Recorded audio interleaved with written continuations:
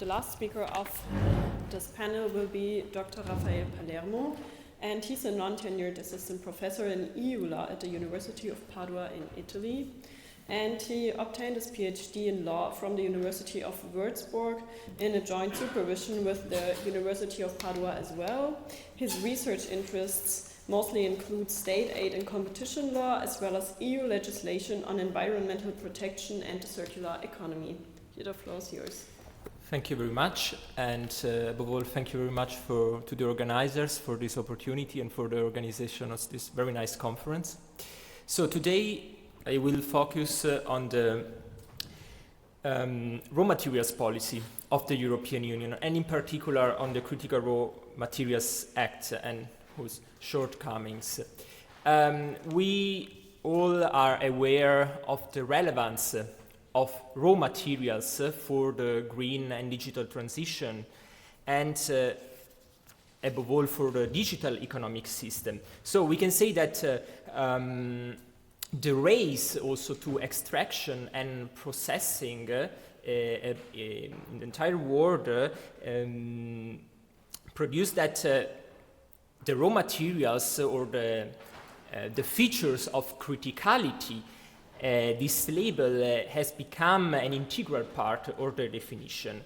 The growth, the increasing growth for demand of raw materials and their crucial role in the transition, as I said, to a sustainable and economic system, which is heavily dependent on them. So we have a high dependence which is surrounded also by, or which produce a very high risk of supply, since we have, by high dependence, we can have also interruptions or bottlenecks in supply chains. Just if we think about some export restrictions or export bans that China has imposed on certain raw materials for that are important for also the Chinese digital and economic system.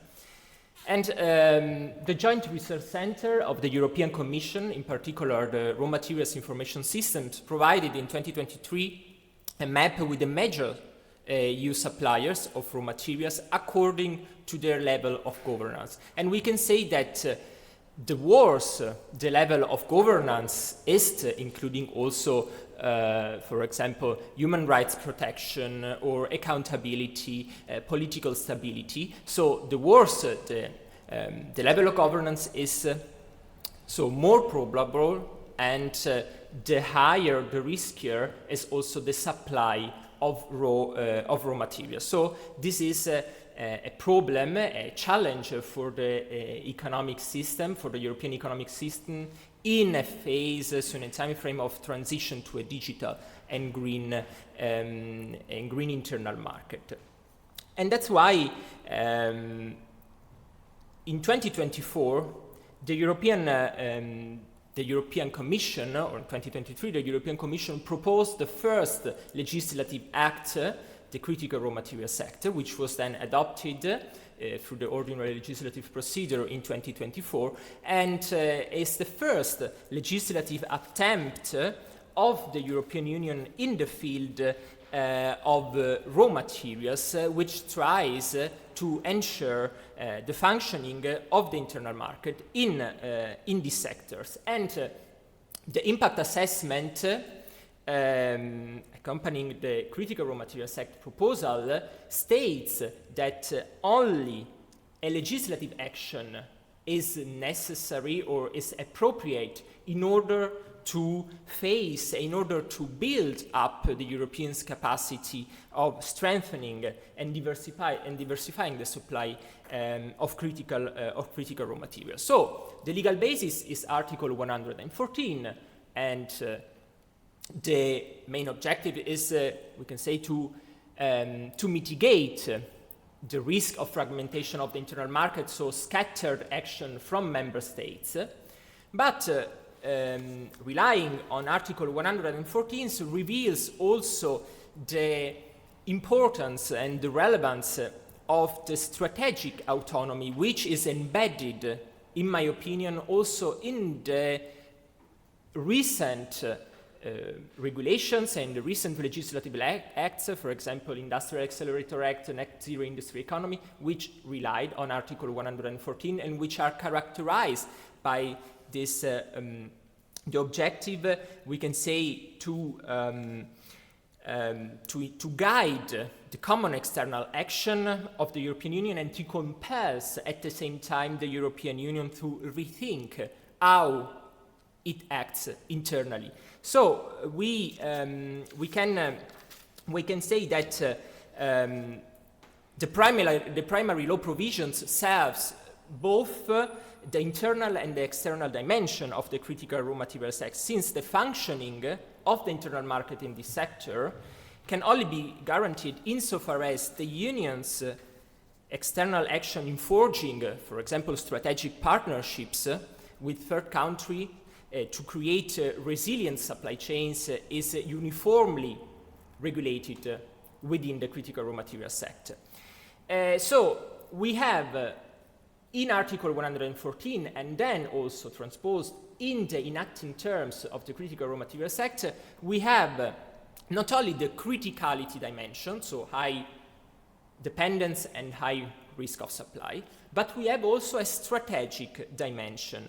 And this strategic dimension is, as I said, was transposed also in the Critical Raw Materials Act, since the Critical Raw Materials Act provides for a criticality assessment, but also a strategicity assessment. So we have not only critical raw material sector, but critical raw materials, but we have also strategic raw materials that has to be intended as a subgroup, so a subcategories of critical raw materials, that are characterized by their strategic importance in the green and digital transitions, as well as in the aerospace and defense sectors, by the expected growth in demand and by the associated difficulty in increasing their production. So, in my opinion, relying on Article 114 reveals also the intention of the legislator and of the co-legislators to frame a form of strategic autonomy that not only seeks to free itself by curbing and progressively reducing a high degree of economic openness to third countries, so a strategic autonomy from, but also a strategic autonomy through. So a strategic autonomy that seeks to be built by strengthening the capacity of a political and legal community as the European Union to establish an appropriate and effective regulatory framework. This, a lot of the provision of the Critical Raw Materials Act concerns in particular and are boosted by the strategic projects. So strategic projects is a label that the European Commission twice a year confer to certain projects that apply in the sector of extraction, processing, and recycling. And we have some also free benchmarks, in particular a benchmark for extraction, so 10% of annual consumption must be extracted in the European Union, 40% for processing, and 25% for recycling. And I will then focus at the end of my presentation on recycling. Nevertheless, the Critical Raw Materials Act presents a high degree or a certain degree of inconsistency insofar as it is not adequately supported by a comprehensive governance systems which take into account the multi-level nature. For example, we have to consider that special and land use planning decisions are taken at local, regional and national level and not a European level. So we have this multi-level governance regarding, for example, streamlining of the administrative procedure that is not taken too much into consideration in the Critical Raw Materials Act, since there are just deadlines, but they not consider also the difference of extraction, processing and recycling procedures. And the inconsistency, or we can say the weaknesses of the Critical Raw Materials Act are, in my opinion, emphasized by the adoption in December 2025, so just 1 year and a half after the adoption after the entry into force of the Critical Raw Materials Act, of the ReSourceEU action plan. The action plan is just a soft law instrument, so it produces some legal effects, but it's not binding. And it was adopted at a time when it was not yet possible to fully assess the effects of the implementation of the Critical Raw Materials Act. And curious is also that the shortcomings and inconsistencies highlighted in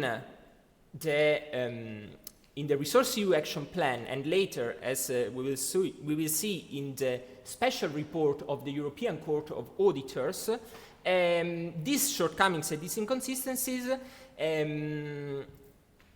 reflect those inconsistencies that the European Commission already listed in the impact assessment of the Critical Raw Materials Act. So 2 years before the adoption of the ReSourceEU action plan. So, for example, difficulty in accessing finance, the lack of targets in EU waste legislation for the recovery of critical raw materials, unpredictable and fragmented permitting procedure. So, the focus of the ReSourceEU action plan is to operationalize the Critical Raw Materials Act.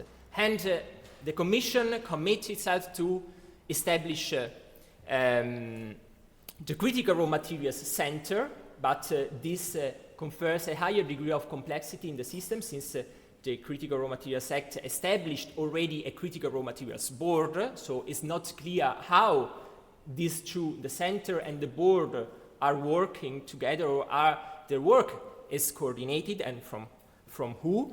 The European Commission says in the action plan we are adopting in 2026 a legislative act that will in particular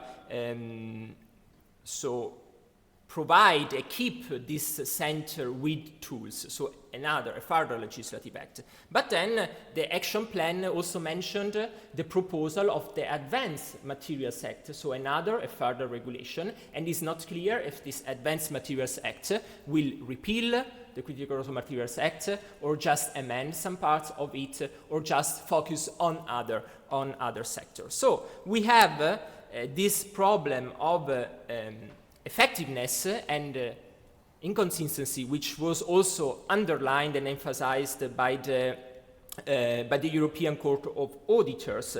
In particular, the European Court of Auditors criticized in February 2026, within the special report, the fact that the benchmarks that I mentioned at the beginning, so 10, 40, and 25, are only deemed for the strategic raw materials, but not for the critical raw materials. And at the same time, these benchmarks are based on aggregate data and not on granular data. So they just focus on the entirety of strategic raw materials and not of specific individual raw materials or a specific group of raw materials, for example, strategic raw materials for aerospace or for defense objectives. So the problem is that this aggregate data, this very general benchmark, don't allow for an effective assessment of progress in extraction, processing, and recycling capabilities. And this is shown also by my, so I'm going to conclude, by my second last slide regarding circularity and resource efficiency, which is one of the main objectives of the Critical Raw Materials Act. The European Commission committed itself in Article 26 of the Critical Raw Materials Act to adopt a delegated act specifying stream waste products, components, and stream waste containing critical raw materials. But this delegated act was not adopted by the deadline in May 2025, but just 1 year later. And this produced like a chain reaction, since also national circularity plans that member states have to issue for specify in their waste policy, which products, which components, and which waste streams are of relevance for the recovery of critical raw materials. Also, these national plans are then delayed. So there is a problem of, again, a problem of coordination, but also a problem itself in the European Commission to adopt a delegated act, which, for example, this delegated act, which is very important and influence the entire chapter of the Critical Raw Materials Act concerning circularity and resource efficiency. And also what we see, and this is also part of my conclusion, is that the benchmarks focus only until 2030. So we don't know what the European Commission or what the European Union is going to, or which efforts the European Union is going to have after 2030. Maybe is worth noting that it would be important to create a progressive system, like, for example, in the climate legislation for the reduction of emissions, in order to see we have this benchmark by 2030, but by 2035 we have further benchmark, and then by 2040, in order to coordinate better the efforts at national level and the European Union level. And then maybe some solution will be expected also at the end of this year by the Circular Economy Act, which maybe, or we hope, this is a further regulation, but we hope that it will be a boost on circularity, so, and in particular on recyclability and recovery of critical raw materials in the waste stream. So just give a better coordination in the entire EU waste policy. Thank you very much for your attention.